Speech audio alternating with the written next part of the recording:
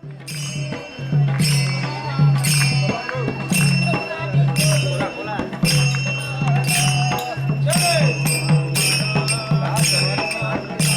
बापू वर लवकर घ्या.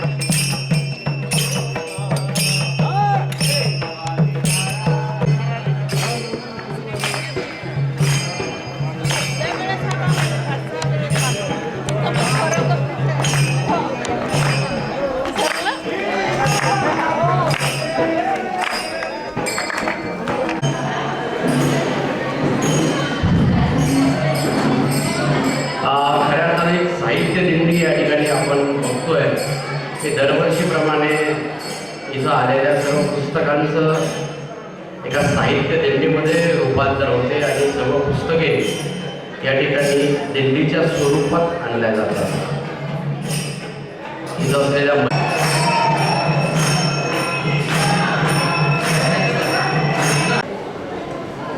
सन्माननीय प्राचार्यांना विनंती आहे की सरांना या ठिकाणी आपण घेऊन यायचं आहे. वैखरी राज्यस्तरीय संमेलनाचं वर्ष आणि अतिशय उत्साहात आणि मंगलमय वातावरणामध्ये आपण याची सुरुवात करत असतो. संपूर्ण महाराष्ट्रातून जे साहित्य आमच्या या ठिकाणी येतं त्या संपूर्ण साहित्याचं परीक्षण आपल्या बुलढाणा जिल्ह्याचे एक सिद्धहस्त लेखक आदरणीय प्राध्यापक डॉक्टर सदानंद देशमुख या ठिकाणी त्या समितीचे सन्माननीय अध्यक्ष आहेत. या सर्वच कथा, कादंबरी, कविता, ललितगद्य आणि सर्व संकीर्ण प्रकारातील साहित्यांचं परीक्षण करून अतिशय चांगल्या पद्धतीनं आपण हा पुरस्कार सोहळा या ठिकाणी वितरित करत असतो. या ठिकाणी पत्रकार बंधू आले आहेत त्यांचंसुद्धा मी या ठिकाणी स्वागत करतो. राजोजी सर मला या ठिकाणी दिसतात त्यांचंसुद्धा मी शब्दसुमनाने स्वागत करतो. या ठिकाणी आमचे मित्र बडोदे सर आहेत त्यांचंसुद्धा स्वागत करतो. खामगावातील देवबा पाटील सर आहेत आणि इतर सर्वच लेखक कथाकार या ठिकाणी प्रामुख्यानं उपस्थित आहेत.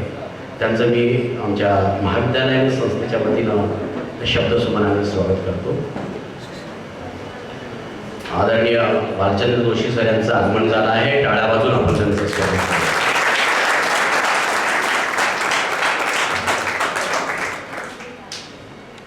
मित्रांनो, साहित्य हे एकाएकी निर्माण होत नाही. साहित्य हे एकाएकी लिहिलंही जात नाही, तर ते लेखणीच्या टोकातून, कवितेच्या ओवीतून, कादंबरीच्या प्रतिभेतून आणि कथेच्या आशयातून जन्माला येतं. साहित्य केवळ जन्माला येत नाही, तर ते पेरल्या जातं, उजवलं जातं, रुजवल्या जातं आणि त्याचा वटवृक्ष होतो. या अंकुरलेल्या साहित्याचा पुढे वटवृक्ष होतो आणि या वटवृक्षाची छाया वाचकांना, लेखकांना, कथाकारांना, कादंबरीकारांना प्रेरित, उत्साहित आणि सन्मानित सुद्धा करते. अशा या वाचकांना, लेखकांना, कथाकारांना, कविताकारांना प्रेरित, प्रोत्साहित आणि सन्मानित करण्यासाठी तरी काय या वैखरी राज्यस्तरीय साहित्य संमेलनाचा आणि पुरस्काराचा जन्म झाला. त्याचं हे 3रं वर्ष. या ठिकाणी या वैखरी साहित्य संमेलनाला उपस्थित असलेल्या सर्व मान्यवरांचं, या ठिकाणी उपस्थित सर्व लेखकांचं, कथाकारांचं, कविकारांचं, या ठिकाणी उपस्थित प्राचार्यांचं, सन्माननीय पत्रकार बंधूंचं आणि या ठिकाणी आलेल्या सर्व महिला वर्गांचं, दिंडीत सहभागी झालेल्या सर्वांचं या ठिकाणी मी आमच्या संस्थेच्या वतीनं, प्राचार्यांच्या वतीनं आणि महाविद्यालयाच्या वतीनं मनपूर्वक स्वागत करतो. सर्व मान्यवरांसाठी एकदा टाळ्यांच्या गजरात आपण त्यांचं स्वागत या ठिकाणी करूया. या ठिकाणी मंचावर उपस्थित सर्वच मान्यवरांना मी विनंती करतो की त्यांनी या ठिकाणी सर्वप्रथम दीपप्रज्वलन या ठिकाणी करावं. खरं म्हणजे सर्वच मान्यवरांना विनंती आहे. माननीय Bhau Shinde sir, Sadanand Deshmukh sir, Gawas sir, माननीय भालचंद्र जोशी सर, सर्वांना विनंती आहे. मित्रांनो, खरं म्हणजे वैखरी साहित्य संमेलनाचा हा दिवा हा प्रेरणेचा दिवा आहे, हा सन्मानाचा दिवा आहे. हा दिवा असंख्य रात्री जागून लिहिलेल्या साहित्यिकांना प्रेरणा देण्याचा आहे. हा दिवा साहित्यिकामध्ये नवी प्रेरणा, नवी ऊर्जा, नवा उत्साह आणि नवी दिशा आणि नवी क्षितिजे धुंदाळण्यासाठीचा दिवा आहे. हा दिवा म्हणजे हरवत चाललेल्या आणि मोबाईलच्या युगामध्ये हरवत चाललेल्या साहित्यिकांना प्रेरणा देण्यासाठीचा आहे. हा दिवा आज आपल्याला म्हणत असेल की अंधार दूर सारण्या आज मी आलो आहे, अंधार दूर सारण्या आज मी आलो आहे, मज माझे आज पेटण्या आज मी आलो आहे, जळलो जरी आज मी पेटून सारा, उभा आसमंत उजळण्या आज मी आलो आहे. हा आसमंत उजळण्यासाठी हा दिवा या ठिकाणी आपण पेटवलेला आहे. हा साहित्याचा, प्रेरणेचा या ठिकाणी दिवा आहे. या कार्यक्रमाचं रीतसरपणे प्रास्ताविक करण्यासाठी मी महाविद्यालयाचे प्राचार्य डॉक्टर संजय पाटील सर यांना या ठिकाणी निमंत्रित करतो. आज 27 फेब्रुवारी कविवर्य कुसुमाग्रज यांचा हा जन्मदिवस आणि या दिवसाचं औचित्य साधून मराठी राजभाषा दिवस म्हणून आपण जो साजरा करतो, तर आम्ही आमच्या संस्थेने वैखरी राज्यस्तरीय साहित्य पुरस्काराचं जे आयोजन गेली 3 वर्ष झाले आम्ही करत आहोत, तर ते एक औचित्यपूर्ण हा दिवस म्हणून आपण निवडलेला आहे. सर्वप्रथम कुसुमाग्रजांच्या स्मृतींना या ठिकाणी अभिवादन करतो. राष्ट्रसंत तुकडोजी महाराज, संत गाडगेबाबा आणि सहकार महर्षी स्वर्गीय भास्करराव विशिगणे यांच्या स्मृती आणि कार्यांना अभिवादन करतो. या 3ऱ्या वर्षी जो पुरस्कार प्रदान सोहळा आपण या ठिकाणी आयोजित केलेला आहे, या कार्यक्रमाचे अध्यक्ष सन्माननीय डॉक्टर सद्गुण देशमुख, आमच्या संस्थेचे सन्माननीय सचिव, ज्यांच्या हस्ते हा सोहळा, ज्यांच्या हस्ते पुरस्कार प्रदान होणार आहे, असे सन्माननीय मराठी साहित्य क्षेत्रातलं एक अग्रगण्य नाव आदरणीय प्राध्यापक फमू शिंदे साहेब, तमाम महापुरुषांच्या आचारांना आणि विचारांना मी प्रथमतः विनम्र अभिवादन करतो. आज सहकार महर्षी स्वर्गीय भास्करराव शिंदे महाविद्यालयाच्या या सभागृहामध्ये मराठी भाषा गौरव दिनाच्या निमित्तानं आयोजित वैखरी राज्य साहित्य पुरस्कार सोहळ्याचे अध्यक्ष, या संस्थेचे सचिव, लिहित्या हातांना बळ देणारे डॉक्टर सद्गुणराव देशमुख सर, या पुरस्काराच्या निमित्तानं बुलढाणा जिल्ह्यामध्ये गेल्या 3 वर्षापासून एक लक्षवेधी अशी साहित्य परंपरा सुरू झालेली आहे. कारण साहित्य निर्मिती जरी होत असली तरी त्या साहित्य निर्मितीला प्रेरणा देण्यासाठी, तिचं भरण पोषण आणि संगोपन करण्यासाठी कोणाचे तरी हात पाठीवर पाहिजे, कोणाची तरी प्रेरणा पाहिजे. मुलाला चित्र काढलं, त्याला साधी पेन्सिल जरी दिली तरी ते आनंदित होतं. आणि आपल्या साहित्य कृतीला जर असा महत्वाचा पुरस्कार मिळत असेल तर साहित्यिकांना निश्चितच प्रेरणा मिळत असते. तर या दृष्टिकोनातून हा उपक्रम सुरू केला सद्गुणरावांनी. त्यांचं खरोखर बुलढाणा जिल्ह्याच्या वतीनं मी अभिनंदन करतो आणि अखिल आपल्या राज्यभरातील साहित्याच्या वतीने त्यांना धन्यवाद देतो. अतिशय गुणग्राहक अशा पद्धतीचा लक्ष्मीनारायणाचा जोडा आहे.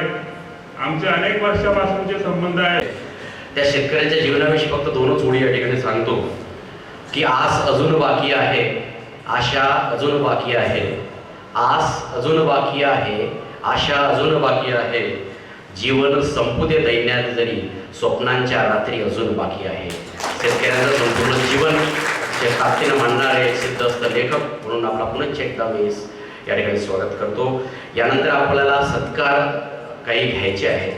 तर या संपूर्ण जे वैखरी आपलं जे राज्यस्तरीय पुरस्कार सोहळा आहे, याचे जे संयोजक आहेत प्राध्यापक सुनील पवार सर, यांचं मी या ठिकाणी फमू शिंदे सरांना विनंती करतो की त्यांनी स्मृतिचिन्ह आणि शॉल आणि वृक्ष देऊन त्यांचा या ठिकाणी सन्मान करावा. सर्वच मान्यवरांना सोबतच विनंती करतो की त्यांना नवी प्रेरणा, नवी ऊर्जा, नवा उत्साह आणि अधिक बळ या ठिकाणी मिळो. पवार सरांना म्हणून त्यांचं स्वागत, टाळ्यांच्या गजरात त्यांचं स्वागत केलं पाहिजे आपण. कारण ही चळवळ ही आहे, ही चळवळ आहे, साहित्य संकलन ही एक चळवळ आहे, ही राबवल्या गेली पाहिजे, ही मोठी केल्या पाहिजे, तरच या चळवळीचं फलित खऱ्या अर्थाने या ठिकाणी होईल. आदरणीय प्रमोद शिंदे सर आणि संपूर्ण मान्यवर पठारे सर सर्वांना विनंती आहे की सरांचं या ठिकाणी स्वागत करूया. मान्यवरांना विनंती आहे की पुन्हा एकदा एक स्वागत करायचं आहे. या आमच्या महाविद्यालयाच्या ज्या प्राध्यापिका आहेत डॉक्टर दीप्ती कुलकर्णी यांनी झुलॉजीमध्ये संत गाडगेबाबा अमरावती विद्यापीठामध्ये आचार्य पदवी नुकतीच प्राप्त केली आहे. हा टाळ्यापासून आपण त्याचं स्वागत करूया. ते बेटा ते आदरणीय राजेशजी राजोरे ज्यांना संपूर्ण जिल्हा नावाने आणि त्यांच्या कर्तृत्वाने ओळखतो, या ठिकाणी त्यांचं स्वागत आपल्याला करायचं आहे. जनसंवाद आणि पत्रकारिता या विषयात त्यांनी आचार्य पदवी कवयित्री बहिणाबाई चौधरी उत्तर महाराष्ट्र विद्यापीठामध्ये प्राप्त केली आहे. स्वागत करूया. ज्यांच्या हातून हा संपूर्ण सोहळा होत आहे वितरणाचा ते प्रमोद शिंदे सरांचं या ठिकाणी आपल्याला स्वागत घ्यायचं आहे. तत्पूर्वी मी मॅडमला विनंती करतो की त्यांचा जीवनपट एक 2 मिनिटाची जी क्लिप आहे त्याद्वारे आपल्याला या ठिकाणी दाखवायचं आहे. मॅडम माईकवर आपण ते सुरू करा. संपूर्ण महाराष्ट्र ह.मु. शिंदे म्हणून ओळखतो. आपल्या कविता ऐकून, लिहून आणि वाचून आम्ही सर्वच मोठे झालो. आई असते जन्माची शिदोरी, सरतही नाही आणि उरतही नाही या काव्याद्वारे संपूर्ण महाराष्ट्राच्या काव्यप्रेमीच्या हृदयात आई हे नाव अलगद करणारे महान कवी होते. आपला जन्म 12 ऑगस्ट 1948 रोजी हिंगोली जिल्ह्यातील रुपूर येथे झाला. आपण 1972 ते 2002 पर्यंत देवगिरी महाविद्यालय संभाजीनगर येथे अध्यापन केले. वैखरी या राज्यस्तरीय साहित्य संमेलनाचे प्रमुख अतिथी तथा आपल्या शुभ हस्ते सर्वच पुरस्कारांचे साहित्यिकांना, लेखकांना, कवींना, समीक्षकांना विविध पुरस्कारांनी सन्मानित करण्याचा हा अपूर्व योगायोग येणे हे आम्ही आमच्या कार्यक्रमाचे फलित आणि भाग्य समजतो. धन्यवाद. माननीय अजितसिंह चाहल यांना आपण स्वर्गीय शालिनी गोविंदराव देशमुख स्मृती पुरस्कार संकीर्ण या विषयासाठी देतो आहे. ते आहे सहस्र पाकड्यांची रात्र या कथा संग्रहासाठी अतिशय सुंदर पद्धतीनं त्यांनी दिलेला आहे. मी मॅडमला विनंती करतो की सुरुवातीला त्याचं जीवन दर्शन या ठिकाणी आपल्याला दाखवायचं आहे 2 मिनिटाच्या क्लिपमध्ये. सन्माननीय डॉक्टर अजितसिंग उत्तमसिंग चहल, आपला जन्म 26 ऑगस्ट 1960 रोजी महाराष्ट्रात वास्तव्याला असलेल्या एका शीख कुटुंबात झाला. या कार्यकर्तृत्वासाठी आपण आज स्वर्गीय भास्करराव शिंदे कला महाविद्यालयातर्फे स्वर्गीय शालिनीताई देशमुख स्मृती पुरस्कार प्रदान करण्यास आम्हास सहर्ष आनंद होत आहे.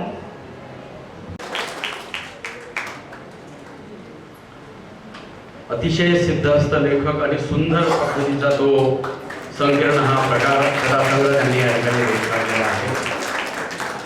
कोणत्याही लेखकाला त्याचा सन्मान गौरव होताना आनंदच होतो. असा आनंद निश्चितच आपल्या संस्थेने मला या ठिकाणी दिला.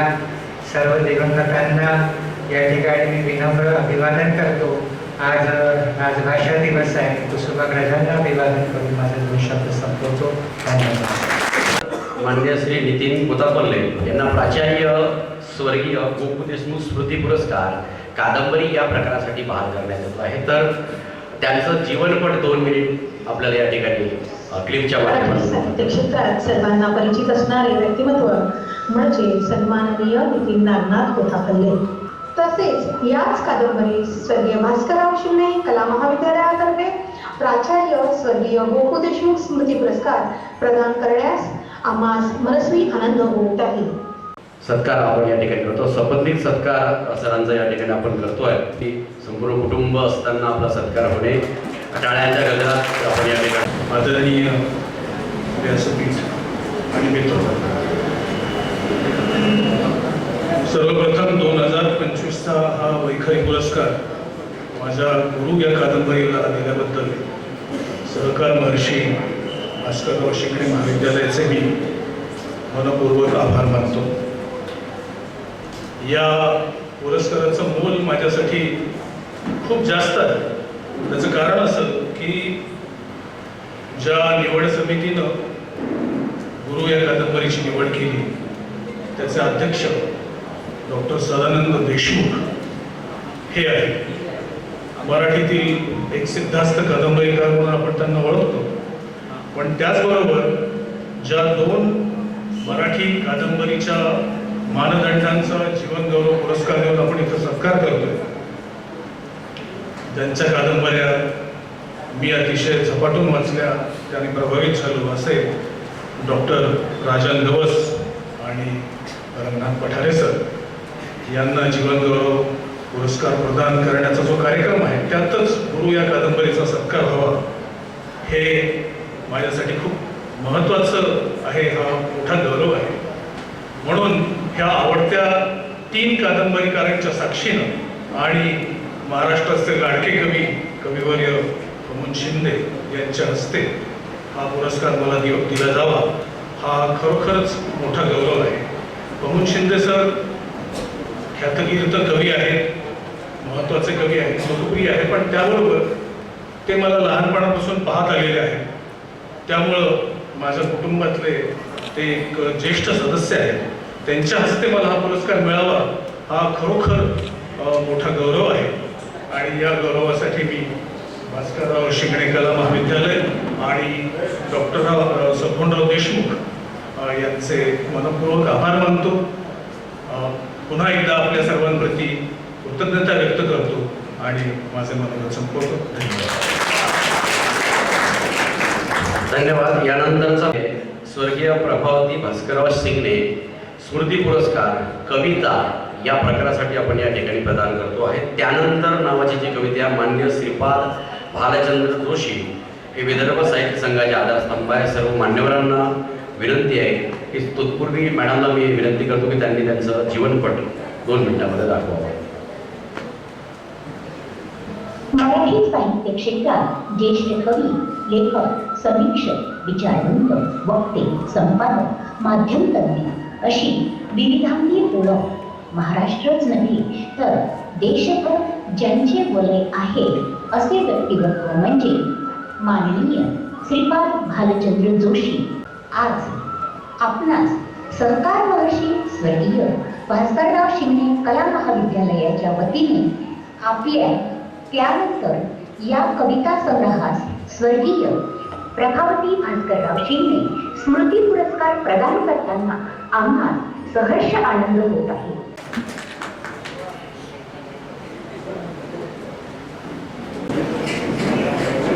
व्यासपीठावर उपस्थित माझे मित्र प्रमोद शिंदे, रंगनाथ पठारे, राजन गवस, नितीन कोतापल्ले, अजित सिंग हे सर्व पुरस्कार, सदानंद देशमुख, नामदेव कांबळे हे साहित्य अकादमीपर्यंत पोहोचलेले लेखक. मला अभिमान आहे की माझ्या संपादित केलेल्या साहित्य जत्रेतून आलेली ही सगळी लेखक मंडळी आहे आणि एका संपादकाला अभिमान वाटावा इतकं कर्तृत्व दाखवणारी ही जी पिढी आहे त्याच्याबद्दल खरोखर सदानंदबद्दल तर मला अतिव अभिमान आहे.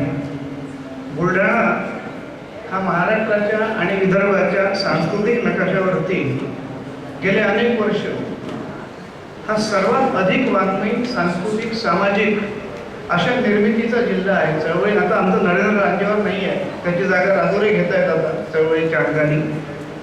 पण पत्रकारिता असो, साहित्य असो, संस्कृती असो, दोन्ही रवींद्र इंगळे चावरेकर, आपला दुसरा रवींद्र सदानंद, आमचा सदानंद सिंगारे नाही आहे, असे कितीतरी महत्त्वाचे लेखक या जिल्ह्याने दिलेले आहेत. आणि त्याच्यापूर्वी ताराबाई शिंदे, डॉक्टर बी बोलते, ही सगळी या जिल्ह्याची निर्मिती. आमचे हरिभाऊ केदार कुलगुरू राहिलेले किती लोकांची नावं घ्यायची.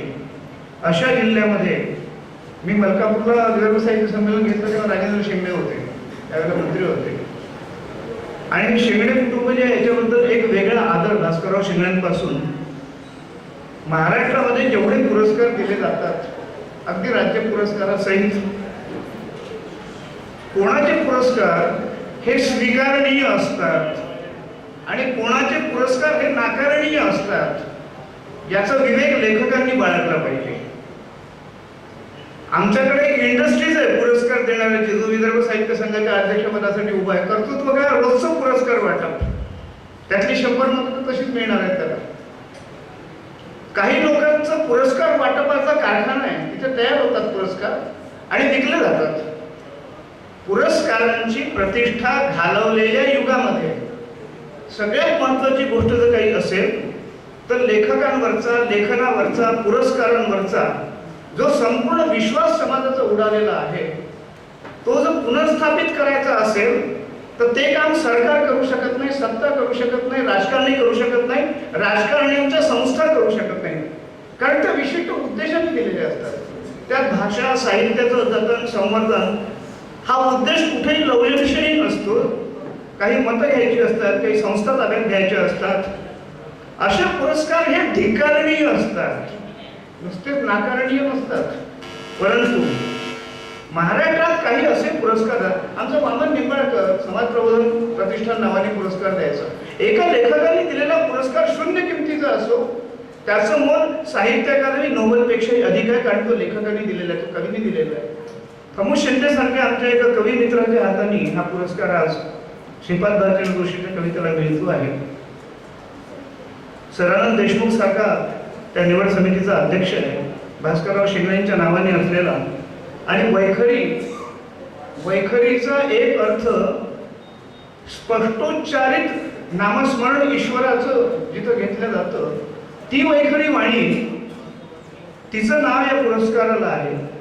हे पावित्र्य, हे मांगल्य, ही शुचिता पुरस्कारांची ही केवळ आणि केवळ अशी साहित्यप्रेमी मंडळी, अशी भाषाप्रेमी मंडळी, अशी संस्कृतीप्रेमी मंडळी जी एका भाषेच्या जतन संवर्धनाच्या उद्देशानेच आणि तेवढ्याच उद्देशाने अशा चळवळी चालवते, असे पुरस्कार देते. त्याबद्दल मी आधी या पुरस्कार देणाऱ्यांचं अभिनंदन करतो, कौतुक करतो. आणि मुख्य म्हणजे तुम्ही अशा कविता संग्रहाला पुरस्कार दिलेला आहे की हा भूमिका घेणारा लेखक आहे, हा कार्यकर्ता लेखक आहे. कदाचित माझ्या पिढीतला शेवटचाही असू शकतो, नामदेव सतीश काळसेकर यांच्या मित्रानंतरचा. पण असे लेखक अधिक, हा लोकशत्रू आहे, लोकमित्र नाही. लेखक, चांगला न्यायाधीश, चांगला शिक्षक हा कधीही कोणाचा मित्र असू शकत नाही. श्रीपाद भारतीला तुळशी तर नाहीच नाही.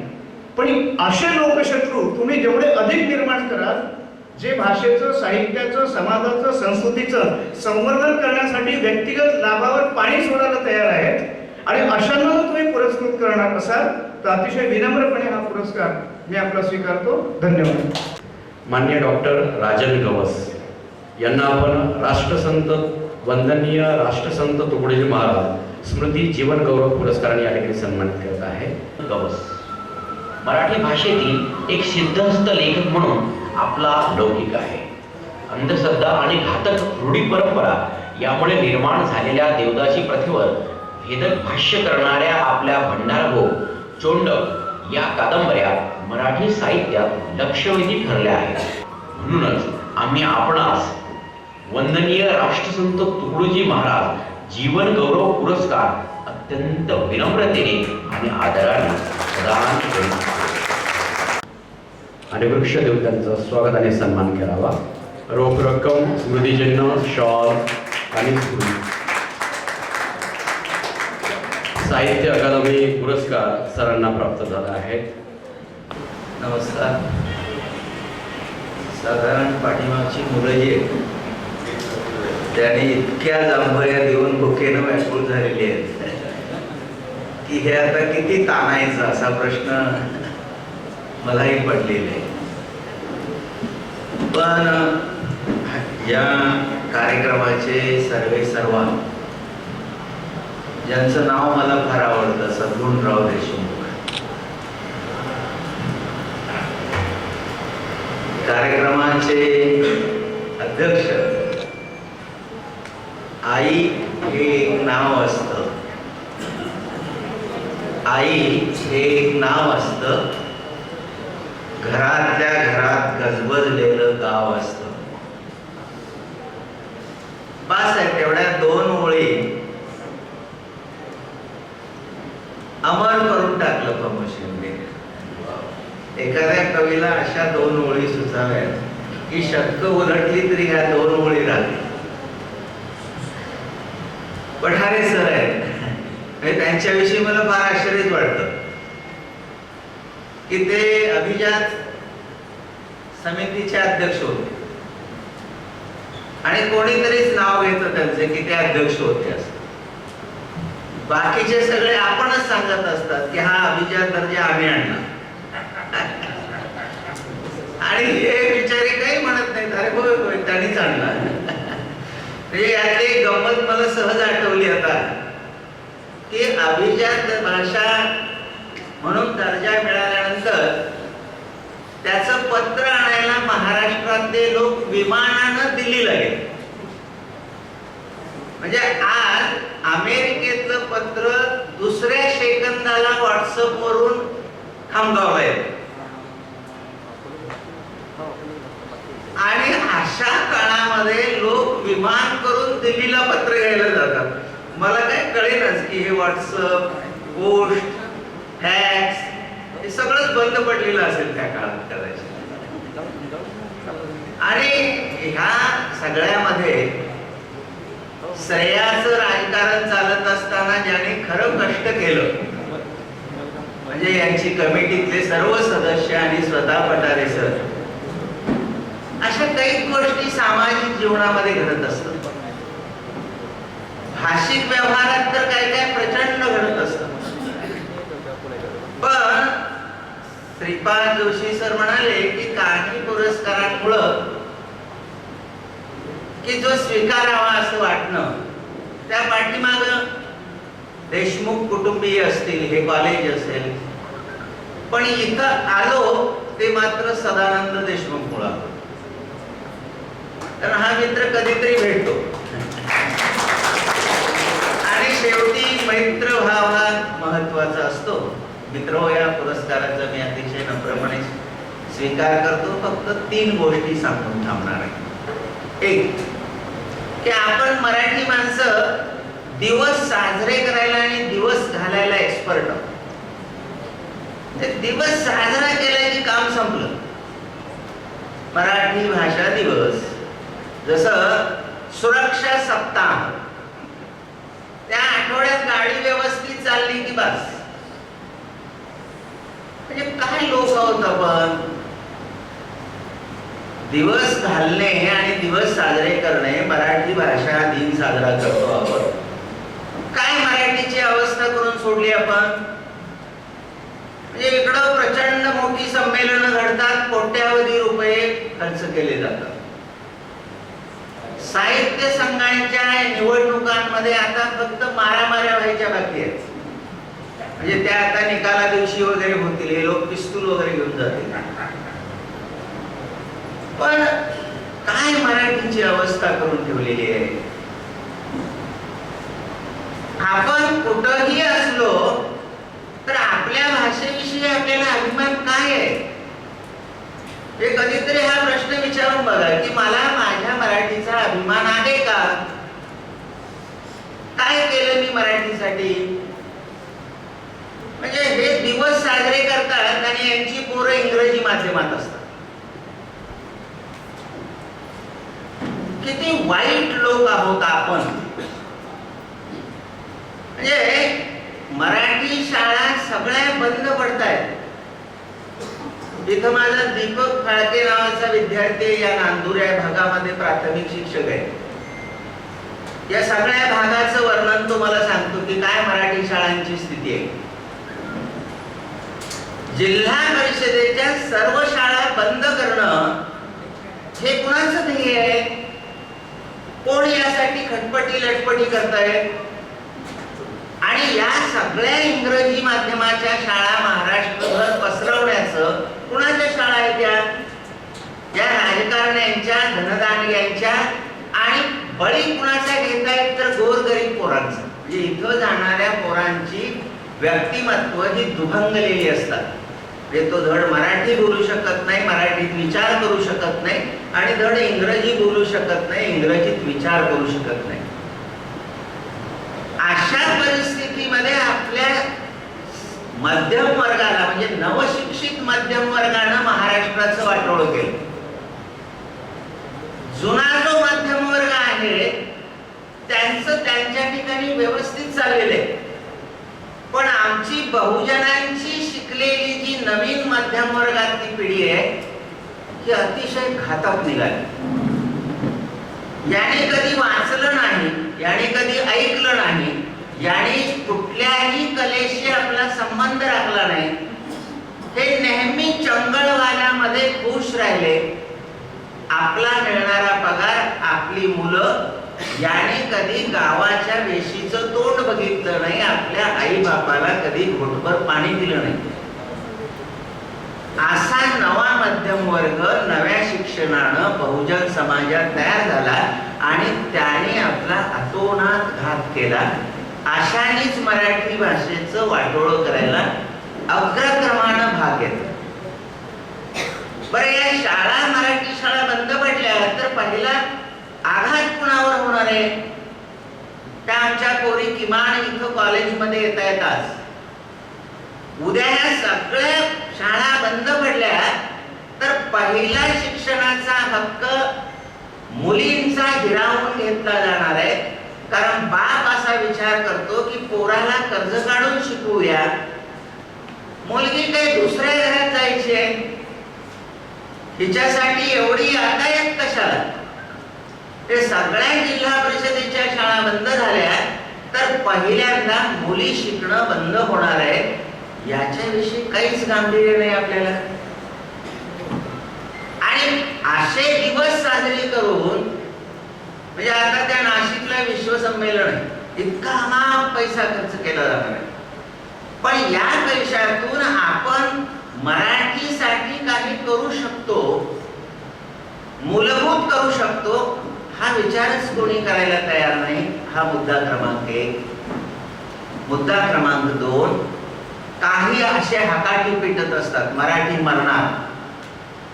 बिलकुल नाही मरणार. जोपर्यंत खामगाव, नांदुरा परिसरामधले सगळे श्रमिक, शेतकरी, कष्टकरी इथं आहेत, महाराष्ट्रातला कष्टकरी, श्रमकरी माणूस, शेतकरी जोपर्यंत आहे, तो मराठी वाढवतच जाणार आहे. मराठी संपते आहे ही भीती कुणाची? ज्यांची पोरं इंग्रजी शाळेत जातात आणि हे स्वतःहून घालतात, त्यांना सारखं वाटायला लागतं मराठी संपत चालली. काही घाबरायची गरज त्यांना आहे, आमच्या शेतकऱ्याला, कष्टकऱ्याला नाही. मात्र यांची मराठी संपवावी म्हणून ह्या खेड्यापाड्यात इंग्रजी शाळा सुरू करणारे मात्र बुलडोजर घेऊन चाललेले आहेत हे संपवण्यासाठी. हा मुद्दा क्रमांक 2. मुद्दा क्रमांक 3, आपण मराठीसाठी काय करू शकतो, हा प्रत्येकानं आपल्याला विचारलेला प्रश्न असावा. किमान मी मराठीत बोलेन, किमान मी महिन्यात 2 महिन्यातनं एखादी मराठी पुस्तक वाचेन, आणि किमान माझा सगळा व्यवहार, माझ्या घरातली मुलं मराठी शाळेत जातील, असा जर प्रत्येकानं विचार केला तर मराठीला पुन्हा समृद्ध दिवस येतील याचा विश्वास वाटतो. त्या सगळ्या मंडळींनी पुरस्कार दिल्याबद्दल आभार. आपण ऐकून घेतला, धन्यवाद. त्यानंतर आपण जो पुरस्कार देतो आहे, सहकार महर्षी स्वर्गीय भास्करराव शिंगणे स्मृती जीवन गौरव पुरस्कार. या जीवन गौरव पुरस्काराचं मानपत्र या ठिकाणी आपण तयार केलं आहे. मी मॅडमला विनंती करतो की ते या ठिकाणी वाचून दाखवायचं आहे व्हिडिओ क्लिपच्या माध्यमातून. माननीय प्राध्यापक डॉक्टर रंगनाथ पठारे, मराठी भाषेतील आजच्या काळाचे सिद्धहस्त लेखक. आपल्या योगदानाचा आमच्या संस्थेच्या माध्यमातूनही उचित गौरव आणि सन्मान व्हावा अशी आमची उत्कट इच्छा आहे. म्हणूनच आम्ही आपणास सहकार महर्षी स्वर्गीय भास्करराव शिंगणे स्मृती जीवन गौरव पुरस्कार अत्यंत विनम्रतेने आणि आदराने प्रदान करीत आहोत.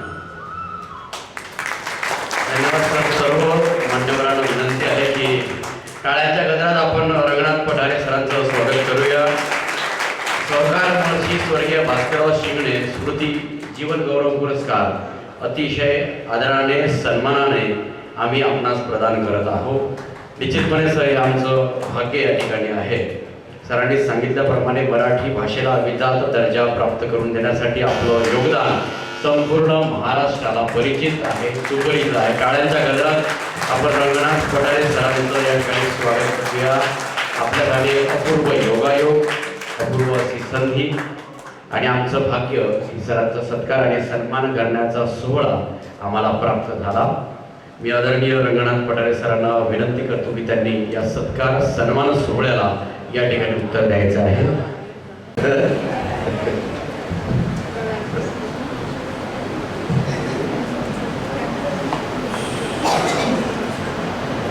व्यासपीठावरील श्री देशमुख अध्यक्ष आणि आपल्या सगळ्यांचे लाडके कवी, मी खूप वर्षांनी त्यांना भेटतोय आणि एका टोकाला जाऊन ते परत आलेले. त्या टोकाला जाऊन परत आणि फार इंटरेस्टिंग गोष्ट असते, मी तुम्हाला सांगतो. तर माझे मित्र राजन गवस, सदानंद जोशीजी आणि सर्व व्यासपीठ आणि बंधुनाने वगैरे, टोकाला जाऊन परत येणं ही फार अद्भुत गोष्ट असते की जगण्यातलं जर तुम्हाला काही मागायचं असेल तर तुम्हाला टोकाला जावं लागतं. टोकातून आमच्या फिजिक्समध्ये ज्याला परटुर्बेशन असं इंग्रजी शब्द आहे, परटर्न करणे म्हणजे घुसणे, तिथे घुसणं शक्य नाही, तिथं बाहेर घुसणे आणि परत येणे आतमध्ये, काय पाहिलं काय केलं ते सांगायला. असं दास्तोयेव्स्की नावाच्या एक कादंबरीकाराच्या नशिबी आहे. मित्रांनो, मला खूप बोलता येईल पण मी इथं थांबतो. आपण ऐकून घेतलं, धन्यवाद. यानंतर इंग्रजी खूप सोपं आहे. हे नांदुराचे बालरोग तज्ञ डॉक्टर संदीप डवगे यांचं पुस्तक आहे. मान्यवरांना विनंती करतो की त्यांच्या या पुस्तकाचं विमोचन आपण या ठिकाणी करावं.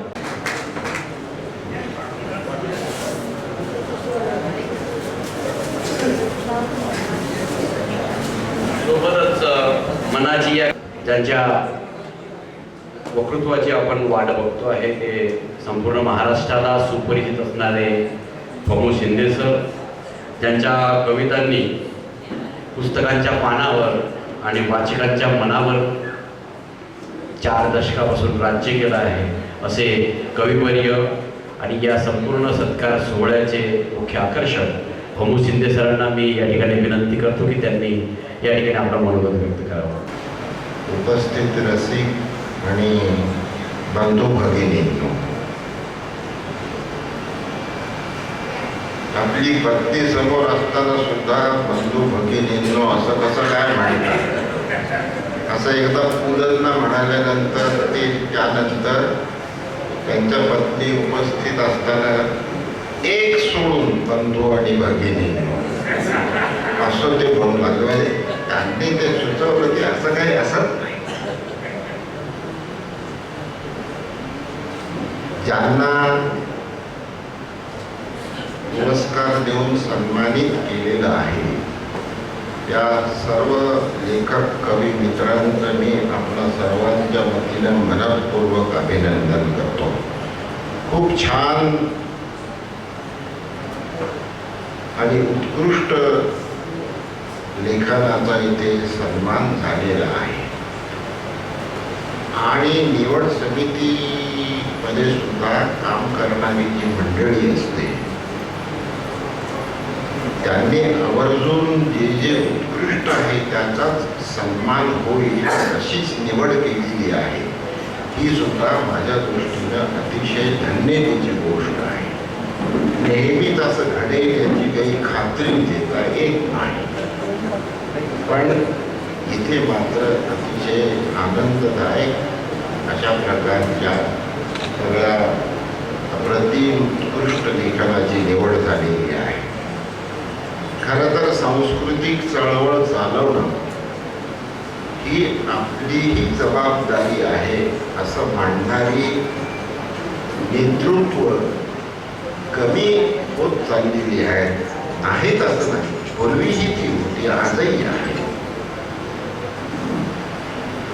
इथे भास्करराव शिंगणे स्मृती पुरस्कारही दिला गेला. मी अगदी महाविद्यालयीन जीवनापासून भास्कररावांचं नाव ऐकत आलेलो आहे. त्याचं कारण असं आहे की आमचे परभणी जिल्हा परिषदेचे जे उपाध्यक्ष होते लिंबाजीराव दुधगावकर त्या काळातले, ते आणि भास्करराव हे समकालीन होते आणि लिंबाजीराव दुधगावकरांच्याकडं नंतर त्यांचे छोटे भाऊ गणेशराव दुधगावकर राज्यमंत्री वगैरे होते. त्यांच्याकडे मी गरीब असल्यामुळं शिकायला त्यांच्याकडे होतं. MA पर्यंत त्यांनी माझं शिक्षण त्यांनीच केलं. कपडेही तेच करायचे, सगळं तेच करायचे. कारण त्याची परिस्थिती होती. परंतु परिस्थितीवर सुद्धा अवतीभोवतीचं वातावरण तुमच्यावर प्रेम करणारं असेल तर हे काही आढळून येत नाही. आणि साहित्यातून मुख्यतः या सगळ्या प्रेरणांचा संस्कार होत असतो. आवर्जून माझ्या हस्ते पुरस्कार दिलेले आहेत आणि त्याच्यासाठी मला पाचारण केलं, माझी आठवण ठेवली. हा खरं तर मलाही दिलेला एक पुरस्कारच आहे, त्याबद्दल मी धन्यता व्यक्त करतो, आभार व्यक्त करतो.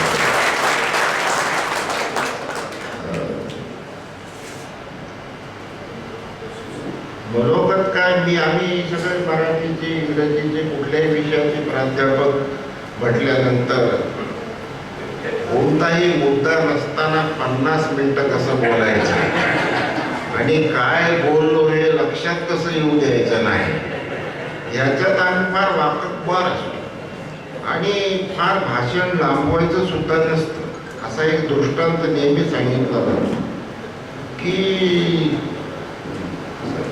असा एखादा वक्ता असतो की किती बोलू आणि काय बोलू आणि किती तास बोलू याचं काही भान नसतं. तर अशा वक्त्याची एक कथा सांगितली जाते की 2 तास झाले तरी सुद्धा मुख्य मुद्द्यावर अजून ते आलेले नव्हते, म्हणजे पुढं किती बोलणार आहे हे एका श्रोत्याच्या लक्षात आलं की अजून हे 2-3 तास तरी थांबत नाही. तो खरी गेला.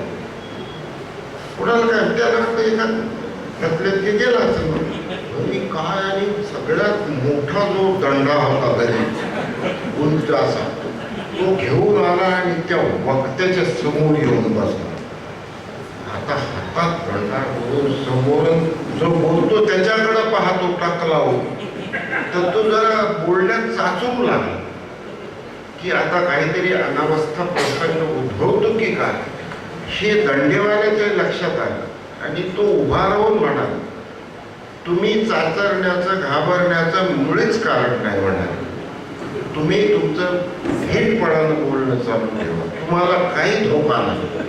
ज्यांनी तुमचं भाषण आयोजित केलेलं आहे त्याच्या मी शोधात आहे. त्याच्यामुळं आयोजकावर असा प्रसंग येऊ नये ह्याची वक्त्यांनी काळजी घेतली पाहिजे.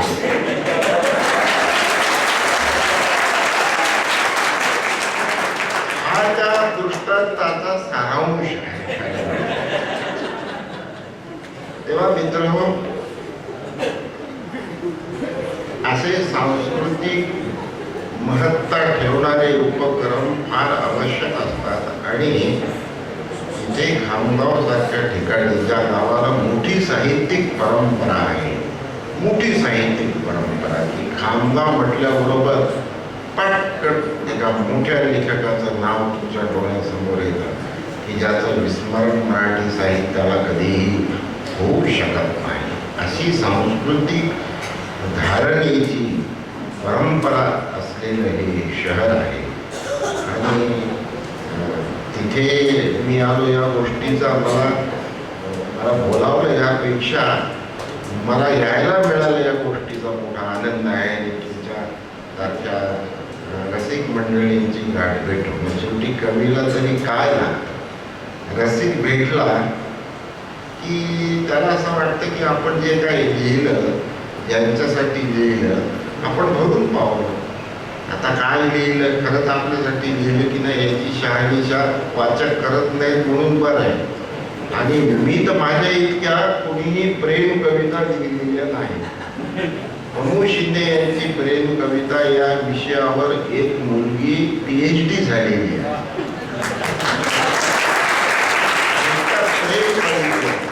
आणि बायको अजूनही भ्रमात आहे की आपल्यावरच लिहिलेल्या आहे. त्यामुळे ते भ्रम टिकवून ठेवावा लागतो. तर संसार सुखाचा हो. हा गमतीचा भाग तुम्ही सोडा, परंतु जी पत्नी झाली, पत्नी होण्यापूर्वी तिच्यावर कविता लिहून लिहूनच मी ती पत्नी कशी होईल याची दक्षता घेतली होती. त्याच्यामुळे कवी तसे वाटतात तेवढे वेडे नसतात, फार हुशार असतात, चाणाक्ष असतात, हे लक्षात ठेवलं पाहिजे. मित्रांनो, एका छोट्याशा माझ्या कवितेनं मी समारोप करतो. बोलण्यासारखं तर पुष्कळ आहे, सांस्कृतिक आहे, साहित्यिक आहे, लेखनविषयक आहे. आणि पुन्हा केव्हा कोण दंडेवाला येईल त्याच्यामुळं असं दंडाधिकाऱ्यांना वाव द्यायचा नाही. पुन्हा दंडाधिकारी शब्द पुन्हा महसूल मधला आहे. त्यामुळे या एका कवितेने मी समारोप करतो. सर्वांना महाराष्ट्राला आवडणारी कविता आहे, आई संबंधीची. इयत्ता 10वीच्या पुस्तकात ती अभ्यासक्रमात होती, अनेक वर्षे, 10-12 वर्षे होती. मुलांनाही ती आवडायची, जी शिक्षक ही कविता शिकवायची त्यांनाही ती कविता आवडायची. आणि प्रत्येकाला असं वाटायचं की आई संबंधीचं आपल्या मनातलं जे होतं ते राहून गेलेलं आहे, ते या कवीनं मांडलेलं आहे. त्यामुळं मी सर्वांच्या वतीनं सगळ्यांच्या आईचं स्मरण होईल अशा पद्धतीनं ही लिहिलेली कविता आहे आई. माझे एक सहकारी होते, मी सिनियर कॉलेजचा हेड होतो, ते ज्युनियरला होतो. आणि सर म्हणे, तुमची आई कविता मला खूप आवडते, ती सर्वांनाच आवडते, पण मला एक गोष्ट त्यात सापडली म्हणाले. म्हटलं कुठली सापडली? जी मला सापडली नाही ती तुला काय? हो म्हणे, आई हा जो शब्द आहे ना, तो शब्द एकच असला तरी त्यात 2 गोष्टी आहेत. म्हटलं कसं काय? आ म्हणजे आत्मा आणि ई म्हणजे ईश्वर. नाही म्हणजे पुढे नाही का, आत्मा आणि ईश्वर ज्यांचं एकत्रित दर्शन ज्या व्यक्तिमत्वात घडतं तिला आपण आई म्हणून हाक मारतो.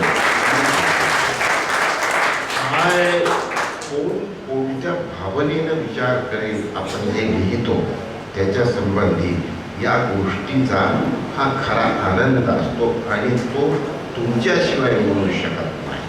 मी कितीही जरी म्हटलं की मी माझ्या स्वतःच्या समाधानासाठी लिहितो, हे खरं नसतं.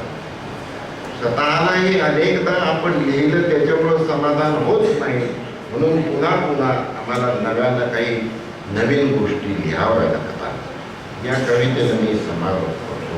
आई ही कविता आहे. आता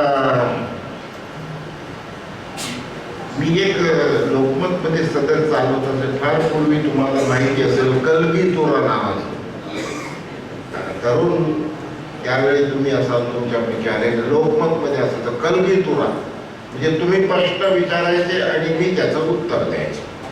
आता कोण काय डोकं लावून प्रश्न विचारायचं, विचार करू. एक जणाने ते प्रश्न काय विचारला, उत्तर काय? मी त्याला उत्तर दिलं, प्रश्नच नाही, प्रश्न कुठे तिथं? तर असे ते विचारायचे. पण एकानं जरा सत्व परीक्षा पाहिजे की आपण शेपू बाजारातून भाजी वगैरे आणतो, ते त्याच्या डोक्यात होतं. ते समोर ठेवून त्याने एक प्रश्न तयार केला की आपण शाळेत, महाविद्यालयात, कुठेही संस्थेत प्रवेश घेताना एक प्रवेश फॉर्म भरून द्यावा लागतो आणि तिथं असं लिहिलेलं असतं, वडिलांचे नाव ऑब्लिक पालकाचे नाव. ही तुम्हाला लिहायचं, त्याच्या ते डोक्यात बरोबर बसतं. आणि त्यानं प्रश्न टाकला की आपण वडिलांना जसं पालक म्हणतो तसं आईला शेपू का म्हणत नाही? काय कल्पकता, पण कोणत्या टोकाला जाईल काय सांगताय?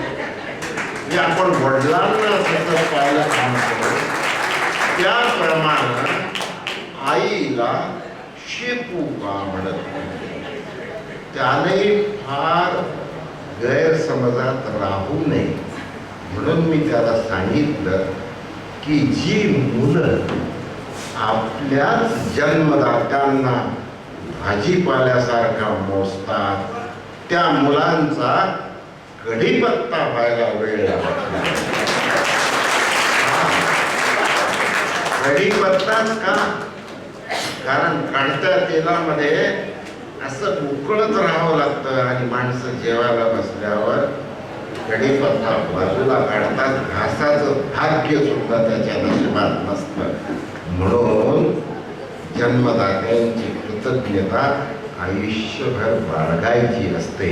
ती आईच्या रूपानं असो, वडिलांच्या रूपानं असो, कुठल्याही रूपात असो. वडील सुद्धा आईचंच एक रूप असतं, परंतु वडिलांच्यावर कविता नाही. मलाच प्रश्न विचारला, हो तुम्ही म्हणाले आईवर कविता लिहिली, वडिलांच्यावर का कविता लिहिली नाही, किंवा कवी वडिलांच्यावर का कविता लिहित नाही? तर मी म्हटलं, आता वडिलांनाही ती खंत वाटतच असेल, पण वडिलांजवळच उत्तर आहे की आपण या लेकराच्या आईशी चांगलं वागलो असतो तर आपल्यावर एक कविता लिहिलीच असते कुणीतरी. हे त्यातली खरी गोम ही असते. पण तो हेतुतः तसं घडतं असं नाही. पण असे अनंत प्रश्न अनेकांच्या मनात असतात. मित्र, या कवितेने समारोप करतो. आई एक नाव असतं.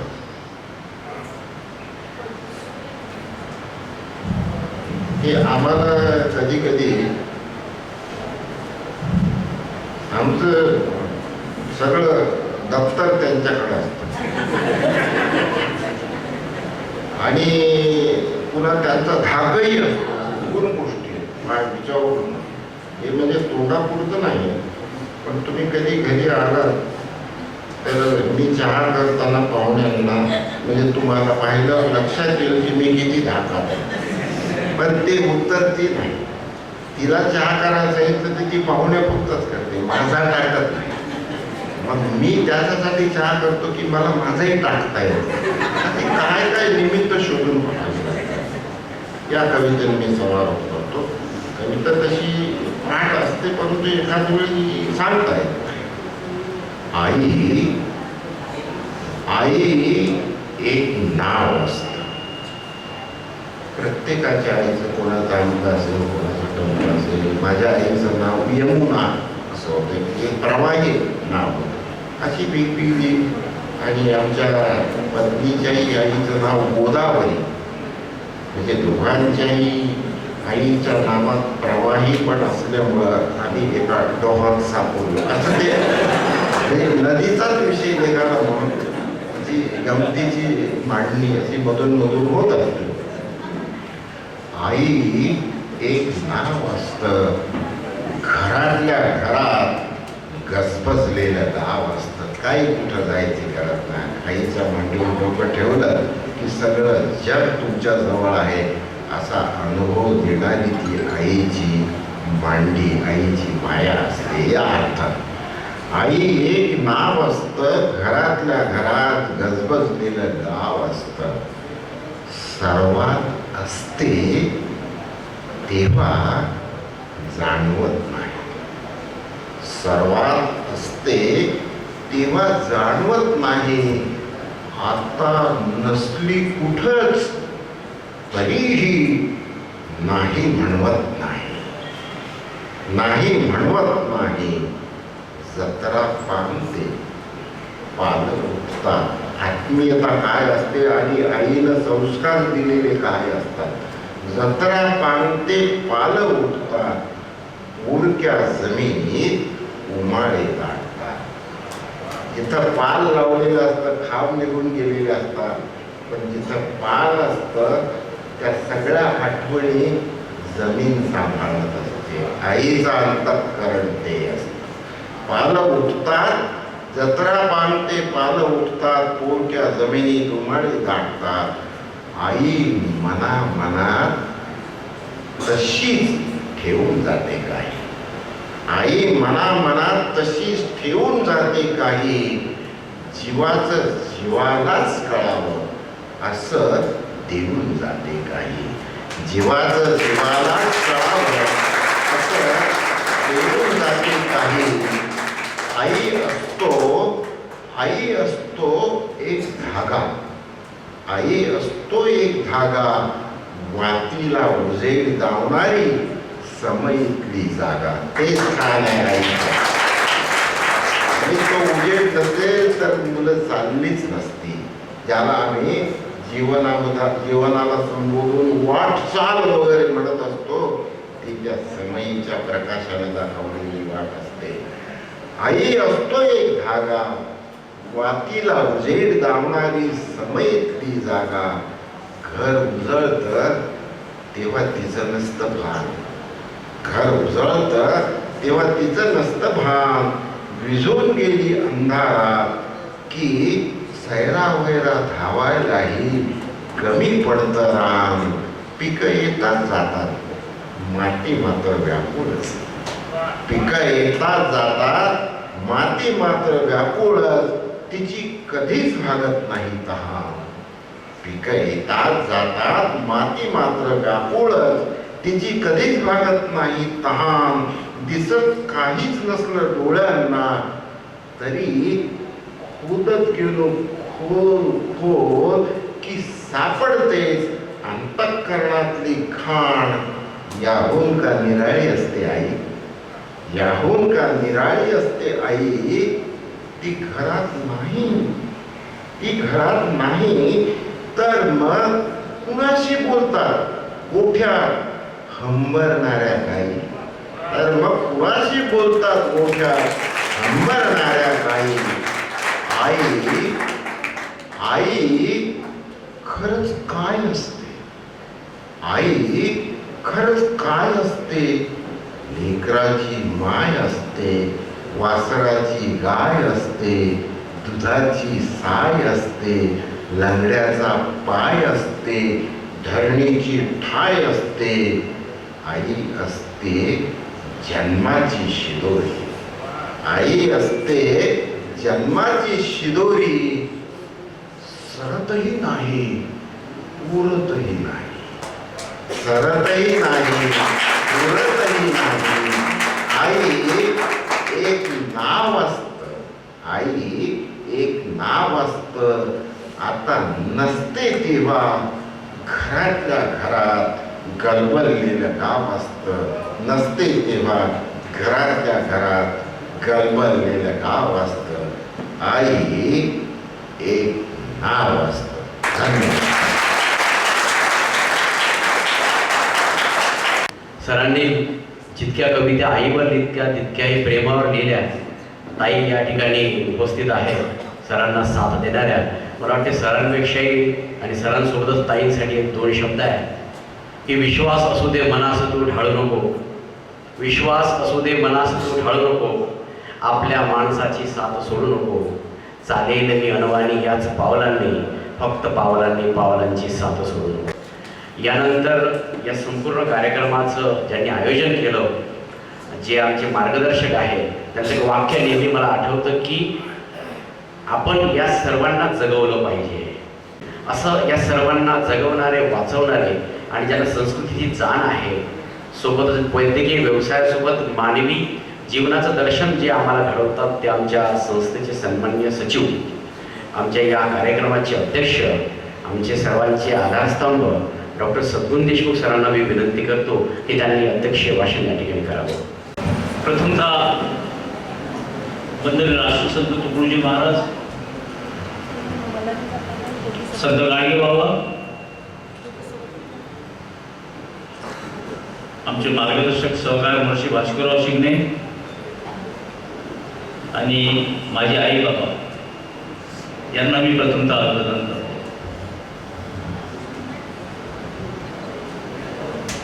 राज्यस्तरीय वैखरी पुरस्कार सोहळा आज जो होतो आहे, ज्यांच्या हस्ते होतो आहे ते अखिल भारतीय साहित्य संमेलनाचे माजी अध्यक्ष गुरुवर्ग डॉक्टर फमू शिंदे सर, वंदनीय राष्ट्रसंत तुकडोजी महाराज जीवनगौरव पुरस्कार ज्यांना आपण प्रदान केला ते आदरणीय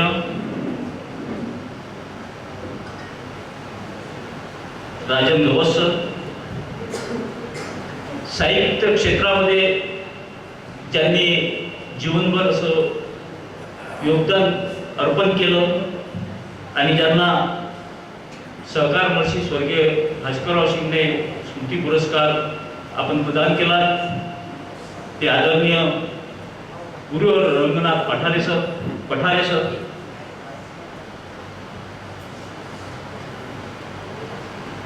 स्वर्गीय प्रभावती शिंगणे स्मृती पुरस्कार ज्या कविता संग्रहाला प्राप्त झाला, असे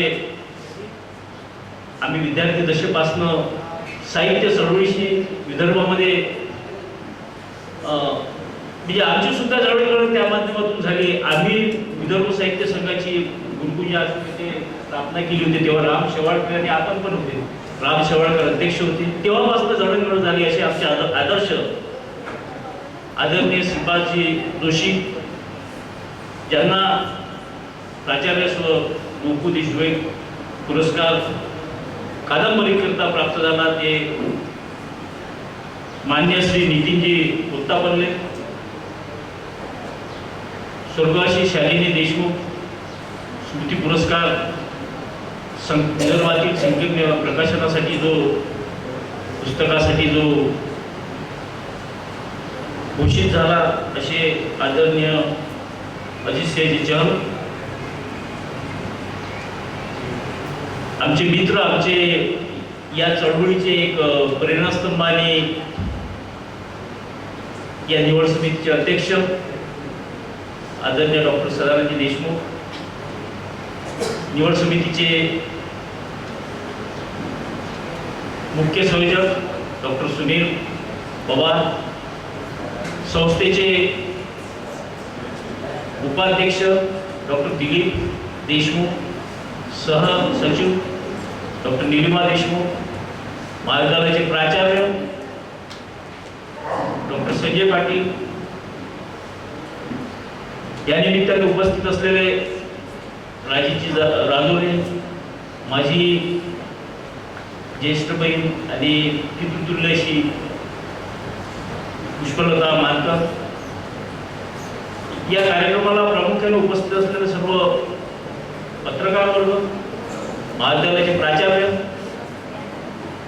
मुद्दाम या कार्यक्रमासाठी आलेले आवर्जून उपस्थित असलेले डॉक्टर दवंगे, बडोदे सर,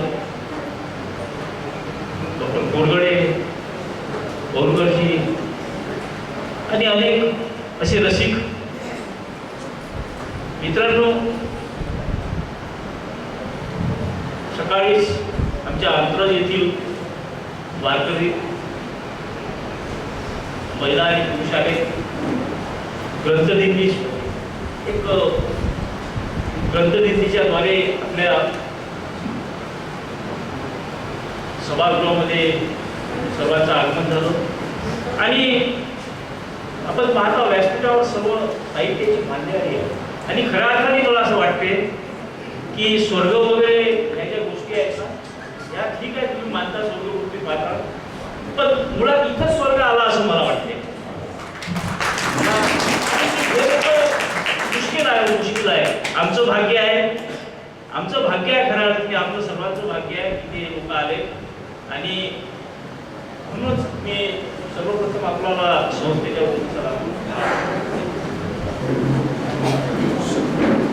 या पुरस्काराची भूमिका मांडणं म्हणजे सुरुवातीला डॉक्टर सदानंद देशमुख आणि आमची चर्चा झाली 3 वर्षापूर्वी आणि आमचे एक विशाल इंगोले जे कवी होते, त्यांनी पहिल्या वर्षी खूप परिश्रम घेतला. दुर्दैवाने त्या दरम्यान त्यांचं निधन झालं.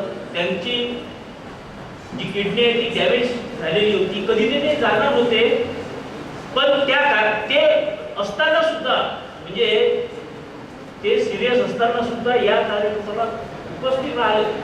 त्याच्याबद्दल ते एक मिनिट वाटले, पण एक जिव्हाळ्याने हा कार्यक्रम व्हायला पाहिजे आणि म्हणूनच मी हा सर्व कार्यक्रम त्यांना सुद्धा समर्पित करतो.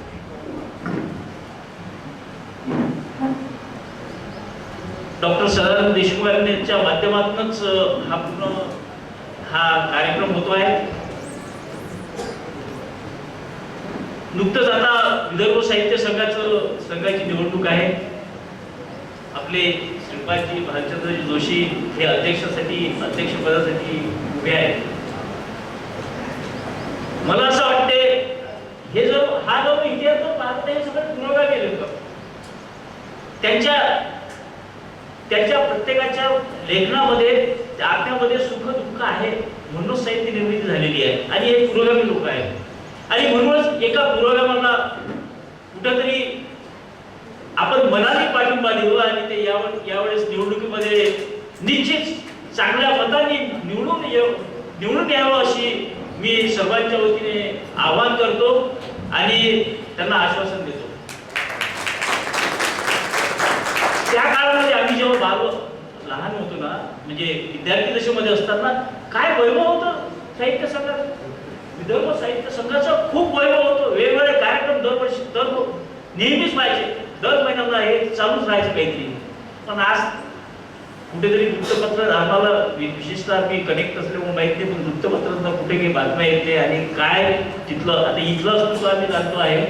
कुठेतरी वर्षातून एखाद्या वेळेस तो कार्यक्रम होता आणि 10-20 लोक व्यासपीठावर असतात. 800 ते श्रीपाद कृष्ण कोल्हटकरांच्या जे सरांनी सांगितलं की खूप मोठी इथे या शहराला ज्यांचं नाव आहे श्रीपाद कृष्ण कोल्हटकर म्हणून इथले हे मोठे साहित्यिक होऊन गेले. त्यांच्याच नावाने इथे एक हॉल आहे आणि 10-20 लोक त्या कार्यक्रमाला असतात. इतकं दुःख म्हणजे खऱ्या अर्थाने